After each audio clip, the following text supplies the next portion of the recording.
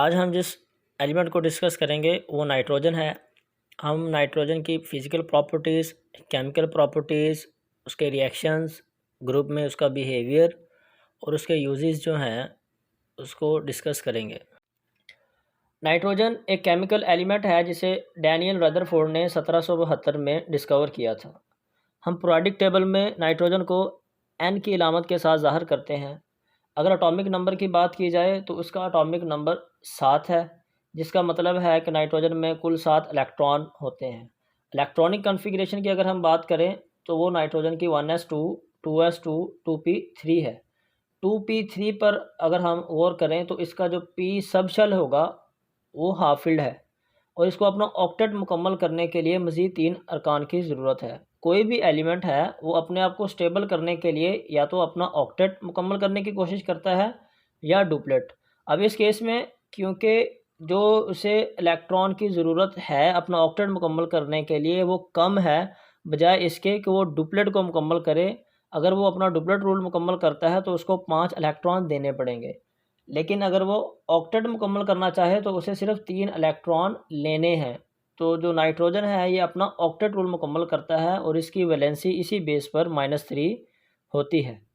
Melting point जो है nitrogen का वो -210 सेंटीग्रेड है। ये इस वजह से है क्योंकि ये डायटोमिक फॉर्म में नाइट्रोजन पाई जाती है। इसका जो स्ट्रक्चर है वो इसके मेल्टिंग पॉइंट के इतना कम होने की बड़ी वजह है। नाइट्रोजन नॉन मेटल है क्योंकि ये इलेक्ट्रोनेगेटिव है, जिसकी वजह से हम इसे नॉन मेटल कहते हैं। जितने भी मेटल्स होंगे वो इलेक्ट्रो पॉजिटिव बिहेवियर शो करते हैं। लाइटेस्ट मेंबर है ये ग्रुप 15 के। उसकी वजह यह है कि इसका जो एटॉमिक वेट है वो बहुत कम होता है बनिस्बत दूसरे मेंबर्स के ग्रुप 15 के। और हम ग्रुप 15 के जो मेंबर्स हैं उन्हें निक्टोजिन्स भी कहते हैं। निक्टोजिन्स इनको इसलिए कहा जाता है कि ये पॉइजनस और चोकिंग इन नेचर होते हैं। निक्टोजिन्स का जो वर्ड है इसके अगर हम लघु मैनी में जाएं तो निक्टो का मतलब होता है चोकिंग गैस या सुफोकेटिंग गैस, और जिन जनरेटर या प्रोड्यूसर के लिए इस्तेमाल होता है। इसका मतलब है निक्टोजिन्स वो गैसेस होती हैं जो सुफोकेशन काज करती हैं। अगर हम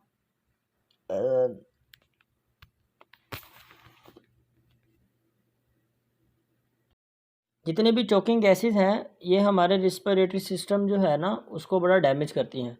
नाइट्रोजन जो है ये बिल्कुल भी लाइफ को सपोर्ट नहीं करती, ये ऑक्सीजन को डिस्प्लेस कर देती है और ऑक्सीजन को जैसे ही ये डिस्प्लेस करेगी तो ये हमारे लिए सुफोकेशन का काज बनती है, जिसकी वजह से हम ग्रुप 15 के जितने भी मेंबर्स हैं हम उन्हें निक्टोजिन्स भी कहते हैं।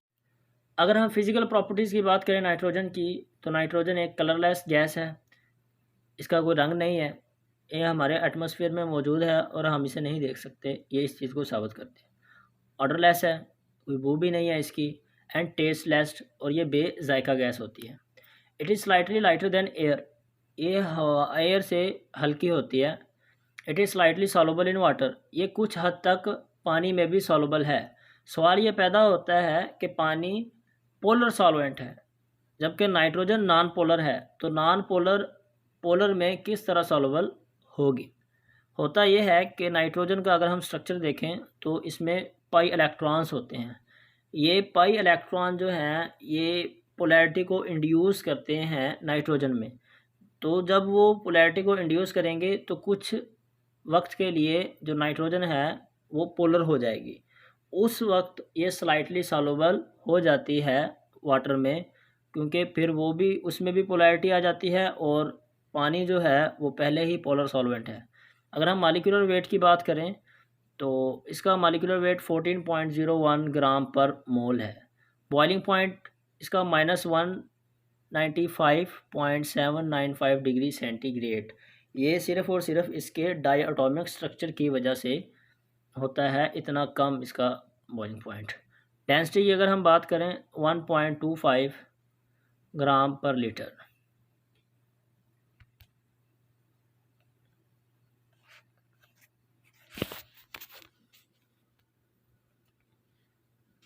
नाइट्रोजन की अगर हम केमिकल प्रॉपर्टीज़ की बात करें तो ये नॉन कंबस्टिबल गैस है।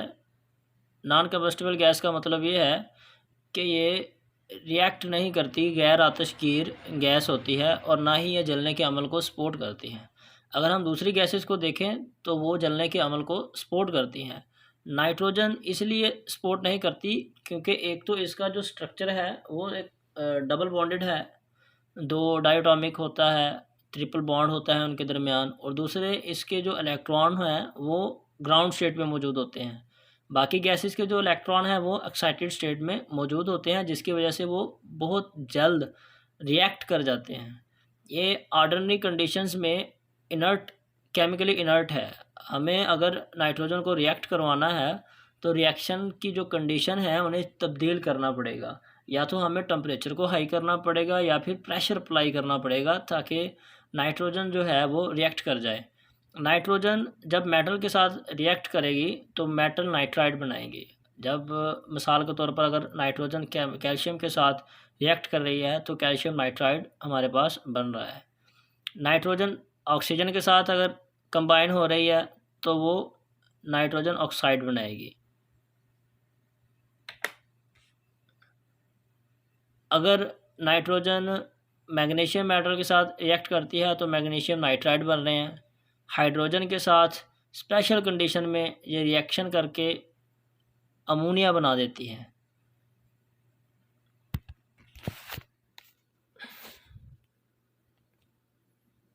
अनटिल अनलेस हम डायटोमिक नाइट्रोजन के दरमियान ट्रिपल बॉन्ड को तोड़ नहीं देते तब तक नाइट्रोजन जो है वो नॉन रिएक्टिव रहेगी।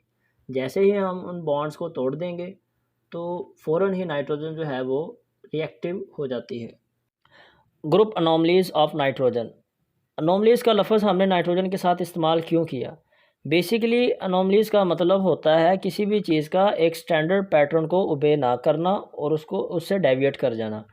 अब अगर हम ग्रुप 15 के बाकी मेंबर्स को नाइट्रोजन के साथ कंपेयर करें तो वाज़िया फ़र्क है उनकी स्टेट ऑफ एग्जिस्टेंस का, उनकी कैरेक्टरिस्टिक का। नाइट्रोजन गैसियस स्टेट में पाई जाती है जबकि बाकी जितने भी मेंबर्स हैं ग्रुप 15 के वो सॉलिड स्टेट में पाए जाते हैं। अब इसकी एक रीज़न इनके दरमियान फोर्सेस ऑफ अट्रैक्शन का भी है। नाइट्रोजन में फोर्सेस ऑफ अट्रैक्शन जो हैं वो वीक हैं बनिस्बत फास्फोरस के। जब फोर्सेस ऑफ अट्रैक्शन वीक होगी तो एटम्स के दरमियान जो फासला है पार्टिकल्स के दरमियान वो ज़्यादा होगा। जब हमें मालूम है किसी भी चीज़ के अगर पार्टिकल्स के दरमियान डिस्टेंस ज़्यादा है तो या तो वो लिक्विड होगी या फिर वो गैसियस स्टेट में एग्जिस्ट कर सकता है। अब फास्फोरस के जो पार्टिकल्स हैं उनके दरमियान डिस्टेंस बहुत कम है क्योंकि फोर्सेस ऑफ अट्रैक्शन स्ट्रॉन्ग होती हैं, जिसकी वजह से हम कहेंगे कि फोर्सेस ऑफ अट्रैक्शन सॉलिड में स्ट्रॉन्ग होती हैं और फास्फोरस सॉलिड स्टेट में एग्जिस्ट करेगा। नाइट्रोजन डायटोमिक फॉर्म में एग्जिस्ट करता है। बाकी जितने भी मेंबर्स हैं वो टेट्राटॉमिक मॉलिक्यूल्स की सूरत में पाए जाते हैं। नाइट्रोजन की जो इलेक्ट्रोनेगेटिविटी है वो सबसे ज़्यादा है पूरे ग्रुप के मेंबर्स में से, और इसी इलेक्ट्रोनेगेटिविटी के ज़्यादा होने की वजह से नाइट्रोजन हाइड्रोजन बॉन्डिंग को शो करता है जबकि बाकी जितने भी मेंबर्स हैं वो हाइड्रोजन बॉन्डिंग को शो नहीं करते। अब अगर हम रीज़न को डिस्कस करें कि क्यों इतना फ़र्क क्यों है नाइट्रोजन की खसूसियात में और बाकी जितने भी ग्रुप के मेंबर्स हैं उनकी खसूसियात में, तो सबसे पहली वजह नाइट्रोजन का स्मॉल साइज़ है। नाइट्रोजन के अनोमलस बिहेवियर की वजह उसका छोटा साइज़ है, जिसकी वजह से इसकी खसूसियात दूसरों की निस्बत बिल्कुल ही अलग है। इसकी इलेक्ट्रोनेगेटिविटी तो वैसे ही ज़्यादा है जिसकी वजह से हाइड्रोजन बॉन्डिंग को शो करता है, और इसके साथ साथ आयोनाइजेशन एनर्जी भी नाइट्रोजन की ज़्यादा है। आयोनाइजेशन एनर्जी इसलिए ज़्यादा है कि नाइट्रोजन के अगर हम इलेक्ट्रॉनिक कॉन्फ़िगरेशन को देखें तो पी शेल में सिर्फ 3 इलेक्ट्रॉन हैं। 3 इलेक्ट्रॉन न्यूक्लियस के बहुत ज़्यादा करीब होते हैं, उसकी वजह से न्यूक्लियस का जो पॉजिटिव चार्ज है वो बहुत स्ट्रॉन्ग हो जाता है इन इलेक्ट्रॉन पर। अगर हम इन इलेक्ट्रॉन को बाहर निकालना चाहते हैं तो हमें बहुत ज़्यादा अमाउंट में एनर्जी देनी पड़ेगी ताकि ओवरकम किया जा सके उस पॉजिटिव अट्रैक्शन को जो इलेक्ट्रॉन पर लगाई जा रही है। और इसके अलावा जो डी ऑर्बिटल है नाइट्रोजन का उसमें इलेक्ट्रॉन होते ही नहीं है। बाकी जितने भी फास्फोरस बिस्मथ है उनमें डी ऑर्बिटल में इलेक्ट्रॉन मौजूद होते हैं। ये कुछ वजूहात थी जिनकी वजह से नाइट्रोजन का जो बिहेवियर है वो अनोमलस होता है दूसरे मेंबर्स की निस्बत। अगर हम एलोट्रॉपी के फिनोमिना को देखें तो ये एक ऐसा फिनोमिना होता है जिसमें केमिकल एलिमेंट दो या दो से ज़्यादा हालतों में एग्जिस्ट करता है, और डिफरेंस सिर्फ ये होता है कि उनके जो एटम्स हैं उनकी अरेंजमेंट एक हालत में एक जैसी हैं तो दूसरी हालत में वो तब्दील हो जाएंगी। उनकी केमिकल प्रॉपर्टीज़ बिल्कुल भी डिस्टर्ब नहीं होती, सिर्फ फिज़िकल अपीयरेंस उनकी चेंज हो जाती है।